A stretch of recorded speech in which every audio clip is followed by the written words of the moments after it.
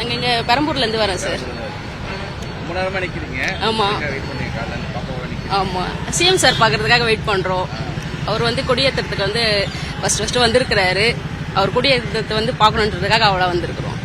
முதல்ல கோட்டையில கொடியேற்றம் எங்களுக்கு ரொம்ப சந்தோஷமா இருக்கு. அதாவது எங்க வீட்டில் ஒருத்தர் வந்து இந்த மாதிரி எலெக்ஷன்ல வந்து ஜெயிச்சு, ஏன்னா இது வந்து ஃபர்ஸ்ட் டைம் அவர் வந்து ஜெயிச்சிருக்காரு. அந்த மாதிரி ஜெயிச்சது வந்து பாத்தீங்கன்னா எல்லாராலையும் முடியாது.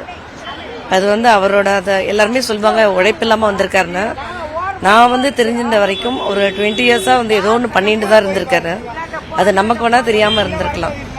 இப்போ தெரிஞ்சவங்களுக்கு சில பேர் இப்போ சர்ச் பண்ணி பார்ப்பாங்க, குரோம்ல சர்ச் பண்ணி பார்க்கலாம். அந்த மாதிரி அவர் பண்ணிட்டு தான் இருக்காரு.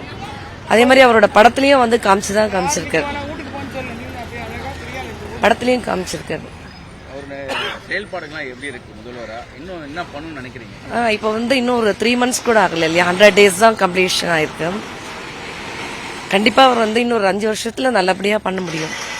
இப்போ பிகினிங்லயே இவ்வளவு பண்றாருன்னா கண்டிப்பா அந்த ஒரு 2 or 3 yearsல இன்னும் நல்ல இம்ப்ரூவ்மெண்ட் இருக்கும். நல்லாவே எஃபர்ட்ஸ் போட்டு அவர் பண்ணிட்டு இருக்காரு, பண்ண முடியும். அதுதான் இப்ப வந்து லேடிஸ்க்கு சொல்லியிருக்காங்க. அந்த பிங்க் என்ன சொல்றது, பேட்ரோல் அந்த இது சிங்கப்பெண் அதிரடி படை, அது வந்து பிடிச்சிருக்கு.